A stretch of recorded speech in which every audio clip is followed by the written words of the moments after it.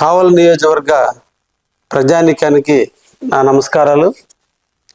నూతన సంవత్సర వేడుకలను పూర్తి చేసుకొని రేపటి రోజున ముక్కోటి ఏకాదశిని మన అందరం కూడా జరుపుకోబోతున్నాం. ముక్కోటి ఏకాదశి నాడు విష్ణు పురాణం ప్రకారం అందరికీ దేవుడైన విష్ణు వైకుంఠాన్ని వీడి 3 కోట్ల దేవతలందరికీ దర్శనమిచ్చేందుకు ఉత్తర ద్వారం నందు వచ్చుతున్నాడు. కాబట్టి దాన్ని ముక్కోటి ఏకాదశిగా అభివర్ణిస్తున్న విషయం మనందరికీ తెలుసు. ఆనాడు విష్ణువుని సందర్శిస్తే 300 కోట్ల జీవిత ఫలం మనకు అందరికీ అందుతుందని ప్రజల యొక్క నాంది.